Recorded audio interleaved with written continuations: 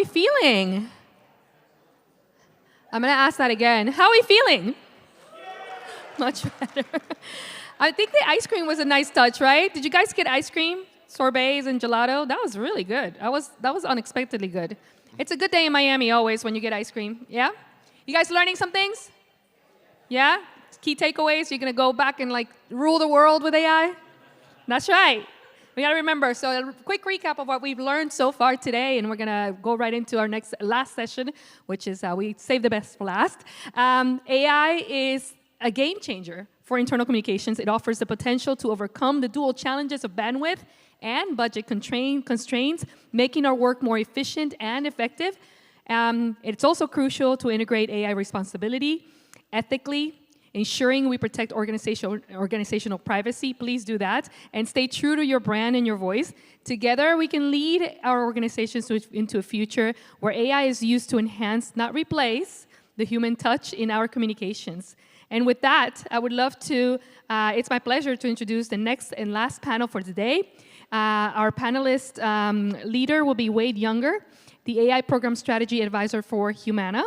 We also have Alfredo Richard, who is Executive Vice President of Communications at Telemundo Enterprises. And a personal favorite, Jared Curtis, a friend of mine, Vice President of Communications at Maximus. Let's give him a welcome, a hand clap, and say hello to this amazing panel.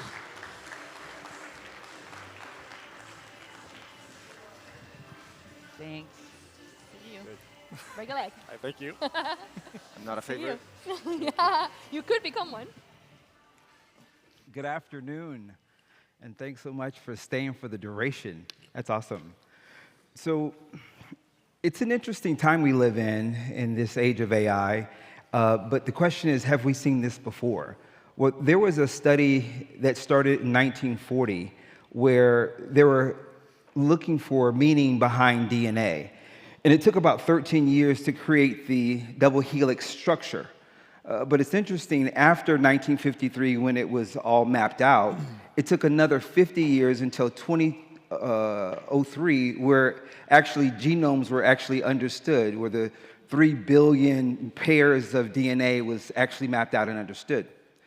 And it's interesting because that's when medicine started to change, become more competitive, and things started to happen faster. I find that we're in this situation now, where the structure around AI started in 1950s as a novel idea to where we have structure and platforms now. Because companies want to be first, best, different, faster, cheaper, better, save time, save money, make money, relieve stress. But it's interesting now, as we're trying to figure out where we're going, you also have this competitive advantage that's trying to be established.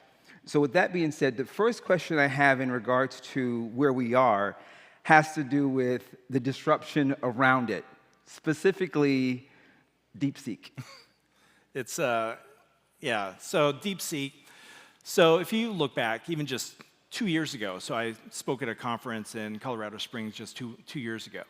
And that's when ChatGPT, hit its pinnacle, right? So everyone's looking at it, everyone wants to use it, and I think we're seeing the same thing with DeepSeek, where people need a better understanding of what it really is.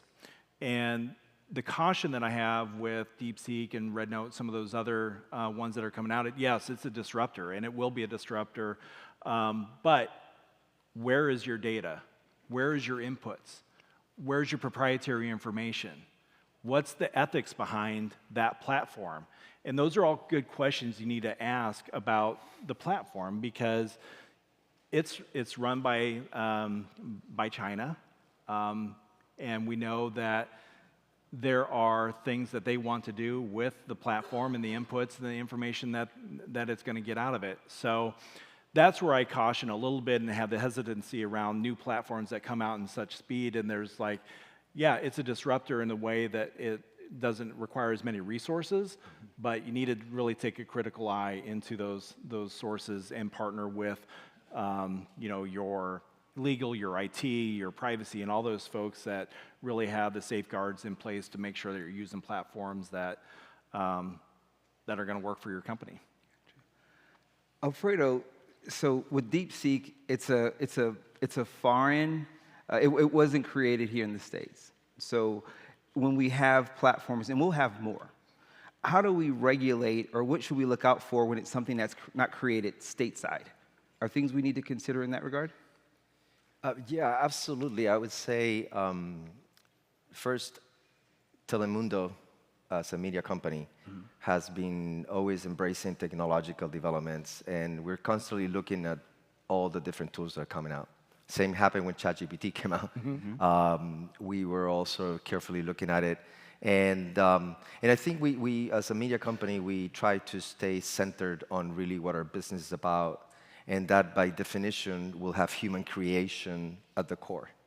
So as we look at all these different tools, we have to be very mindful of that, that none of these tools will take us off our center. And I think in this case, DeepSeek and the next one, we're going to look at it through those eyes again and continue to look at them and embrace them safely. I would say probably maybe on the more conservative side. Given the fact that we are a media company creating content, IP protection, and so many of the things that make our business and make us valuable are tied to potentially exposed to tools like this. So yeah, like Jared was saying, from a comms perspective, I would say definitely on this one, go to your IT and your legal department before you go anywhere, and don't let the team play with it until you feel comfortable about that. Yeah. Exactly. So you brought up something interesting. Obviously, in 2022, November, here comes ChatGPT, 3.0, and we're feeling all this different types of ways. So there's hype, hope, and then fear. We're the same way with DeepSeek. So in regards to hype versus reality, what can we do to segregate the difference between the two? I know, Jared, you did a case study or were involved in that. Can you talk a little bit about that? Yeah, so again, like I said, 2022, back in the height of ChatGPT, came out with all these promises, like it was going to revolutionize the world, it's going to speed up content creation and all these things for communicators. One of the things that I wanted to do is I wanted to prove it. Because it's one thing to say that it's going to speed up your content creation, it's going to reduce the level of effort, but you really have to take a really hard look at, okay, well, how much is it going to, how do you quantify it? And so what we did is we went on a case study journey. So we looked at, what was our baseline? So what are we doing today? We did 4 different types of communications, so short form, long form, social media, and one other one that escapes me at the moment. But in any case, took those, did a baseline. We wanted to look at the word count, what the level of effort was, how much time did it take, and then compared that when using AI. So that was one part of the case study. The other part was actually doing a survey with our employees to figure out, like, okay, well, what does our audience really think of the content? So we basically looked at 3 different paths. One, human alone, with human with AI, and then AI alone, and did varying degrees of samples that we provided in a blind survey. So what we found out of the case study was, especially for like a thought leadership article, it reduced the amount of time using AI by about 40 minutes. And I'm sure all of you in this room have experienced varying degrees of that with using AI. The also level of effort reduced, the word count reduced, because the readability, from an employee's perspective, actually increased. And so and then with our study, or with our survey, this is what was really surprising. With every one of our samples, and every one of the varying items that we asked them about, readability, engagement, did it feel like they were connected with it? In every one of those samples, the employees selected human with AI at every one of those, every factor. So it really showed us that for AI, with the human combined, was really the secret sauce. But the one thing that was really interesting was social media. Now, with social media, it's very short form in many cases, and took a little bit longer for my social media manager to create content and a little bit longer in time. And I asked her about it. I'm like, okay, well, why is that? And she said, well, it's easier for me to just put that down as a post. I know what I have in my head. I'm just going to put it down. Great. But what we found was when she did use AI, the actual organic engagement rate actually went up by a full percentage point. So you kind of have to look at those factors and kind of sit down and reflect back on, okay, well, how do I really measure it? And I think it's all the things that we as communicators look at is when we implement something, we want to measure it to make sure we're actually getting value out of whatever product we're going to use. Interesting. So we're back to HI with AI. Yep. Absolutely. Yep. Alfredo, similar question. Obviously, we need both components. At what point did you feel comfortable, or your organization feel comfortable, where AI is able to replace task? So, in my view, again, and from a comms perspective, I don't see AI as a replacement tool. Okay. I see it as an enhancement tool. So I think we are all going to, in this room, if you're here, is because you're probably using some form of AI tool to analyze the different tasks. But if I were to calculate that I could do the same job with three less people, I'd rather keep those 3 people and make them AI savvy and then get 2+ what I was doing before. So I think for now, to me, is the simple tasks are obviously going to help. But there's a lot of education, and there's a lot of collaboration, and then there's a lot of learning. In particular, with whatever GPT you're using, we happen to work on Copilot. There's a lot of learning that the system needs to get, and that takes time. So we're not even close to the point of considering anything like AI replacing anybody in the team. We're more concerned about education and frankly, getting the new tools on board, so that we can enhance the job and be even more productive, more creative, more insightful. I'm going to pull the thread on that in just a minute. So it's interesting. So for us, one of the things that we're looking at, and this might put a light bulb in some of your heads, is I'm the same way. I don't want to replace people, but I do want to figure out how AI can really help supplement the communicator, right? So for us, one of the things that we're looking to do is, so we have a smart sheet intake form, so a form that collects information from our subject matter experts or requesters, comes to us, and then we take that and build a communication out of it. So why wouldn't we take that intake form, feed that into AI, have AI build the communication draft, using the inputs from the requester, send it back to the requester, and say, hey, here's the first draft, what do you think? Right. Provide us edits, and then it comes to my communicators. Because then it solves for a lot of that back and forth initially. Now there is a little bit of risk with that, because now you've separated that connection with that subject matter expert as part of the intake. But I think there's always going to be some type of trade-off as you're looking for efficiencies or looking for ways to supplement with AI. Is, well, why can't I take some of these steps and let AI do the work for me or for my communicators and kind of free up their time? Yeah, so you have both sides once again. Right. So here's the thing. It's never a dine and dash or throw and go. We have to be involved. One of the things that I found in this process is regulatory constraints. How much should we involve legal or governance, and where is that involved?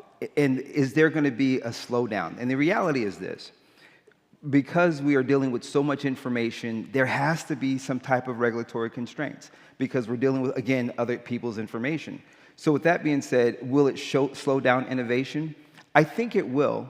But in a sense where it has to. I don't want to use the word necessary evil, but it is, because here's the case in point. When WhatsApp was used in the governmental space, it turned out there was a lot of gaps in regards to security. So we needed to check and balance there. So that was a lesson learned there. So in regards to innovation, it is always speed to value, speed to market, yes, but let's slow down enough to say, hey, does this car have brakes? So I think that's the point there. Yeah. So let's talk a little bit about control versus collaboration. Alfredo, you mentioned earlier about the importance of being at the table to influence what's going to happen in AI. How do we do that from a comms perspective? How do we get to where we're contributing and it makes a difference? Yeah, absolutely. I think everybody will go through their own journey in their organization, but I happen to think that comms has a very important role in sort of socializing the concept of AI, what it can do, and how executives and C-suites look at this new technology. Because of obviously the nature of what we do, we're always guarding our reputation, guarding the brand, and clearly if we see some benefit in doing this, we want to do it safely and of course take all those controls. But I feel communications, at least in our case at Telemundo, it sort of played out like that. I was a pain in the butt, and like, we're going to get this done, and we're going to push it through. But again, I would say more than control and collaboration, I would say education and collaboration. We as comms internally, and particularly in your case, for example, internal comms, I oversee internal comms as well within my portfolio, and we need to really educate people, take away the fear, understand that there's a safe way of using these tools, and then collaborate. You are not going to get this done alone. It's going to be frustrating, and you may get also in situations that you don't want to be in. So I would speak more of that in terms of just sort of controlling. I think it's educating, and then collaborate, and then, of course, it would evolve, and then you'll have to adjust and rejigger the process. Yeah, I agree, because that control and that partnership with your like I said, privacy, legal, ISO, and all those other ones. I mean, depending on what tool you're going to use, like for us, we use Writer. It's closed system, use Palmyra large language model, and there's many other ones out there that same thing. But for us, having that control and oversight allows us to actually be a little bit freer, because then we know within our space, it's already cleared all the hurdles. And so it allows us to do, much, much more. You talked a little bit about, ethics and responsibility. One of the things that we did too is develop a code of conduct that, and I'm sure, a lot of companies have AI code of conducts, but we went one step further and wanted to make sure that my team, the communicators, also had a code of conduct. Because it just added that other layer. Because for us, we want to make sure that, we want to maintain that human connection. We want to make sure that our communications have empathy, that we're not losing that personal relationship. So that code of conduct really allows us to ensure that, like for my communicators, I don't require them to even use AI, because if they have something in their mind and want to be creative, go for it. I mean, that's what we do. It's at the heart of what we do, and I don't want to ever kind of lose that. And so for us, that was just another layer on top of that. You mentioned control, but just being ethically and responsible with this tool or any other AI supplemented tools that we have out there. There you go. So we go from talking about artificial intelligence to more augmented intelligence, where we're participating. So let's stay on this topic for just a second again.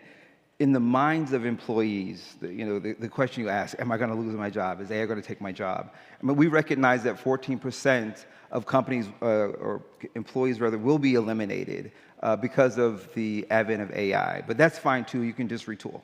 And then just retool, yeah, right. And then a 32% would be altered because of artificial intelligence. How can we, from a comms perspective, help the employee, calm their minds as far as what's going to happen next? Should they feel threatened? What's the reality versus myth? I think for me, and I think it's been said throughout this conference, and it's something I've said for a number of years, is I look at AI as an intern. And I think that's the best way to explain what AI is and how it helps augment what you do. Because AI is not going to understand the nuance of your company. It's not going to understand the nuance of the relationships that you have with your employees. You can do the best type of prompt or tone of voice and things like that, but the way that I perceive AI is it's going to get you to a point that you can start to iterate from. And it speeds up that process in a very fast and efficient way that, that if you went off and gave instructions off to an intern, a human intern, they went off, it's going to take them probably an hour to come back and bring it back to you, that you have to go back and make changes. AI does the same thing within just a couple seconds. And you can have that back and forth. So that's the way I kind of perceive as AI is just another tool in the toolbox for us. Good point. Now, Alfredo, I think about telecaption. Telecaption, is it? And which means that used to be someone's job, but now it's not. How is that shift affecting NBC? How are you guys handling that? Yeah, so the intern became the boss. No, look, I think you have to be careful with this kind of stuff. I would say at Telemundo, we let every business unit sort of find out what's the best application of AI to their business. And as I said earlier, in comms, we're seeing more as additive and aggregational than reduction. And some technical jobs may be more exposed, but I'm already talking to people that are running those tools about how we can better use them for the purposes of comms. So I think it's going to be just a shift. It's not we said it many times, it's not a this or that, it's and I think everybody will have to adapt and figure that out. Right. The book Good to Great, it's the exclusive or, Right. It's exactly. both, right? Yeah. Yes, okay, great. Let's talk to me more about comms a little bit, AI comms, because when Larry Page created Google, it used to be called Backrub, which was a weird name, but it was about the back end of search engines. But now we're moving from using Google. I mean, good market share, obviously, but now will the searching with ChatGPT or Claude or Gemini, would that replace SEO at this point? Well, I think this is my favorite topic because I honestly, and we're out of time, but it's clearly the comms function, like many other industries, is going to be highly impacted by these technological tools. And I think that we all spent the last couple of years figure out, okay, what tools can I use? How can we bring it into the workflow and how we can make things faster? But I think it's right now pretty important that we start shifting, particularly if you're leading a comms team, and leave that aside for a moment and focus more about the impact of AI in terms of how your customers and people are perceiving your brand and are finding information about your company. This is in your WhatsApp, in your IG, in your Google search. It's no longer people going down different URLs. It's like, oh, here's the answer.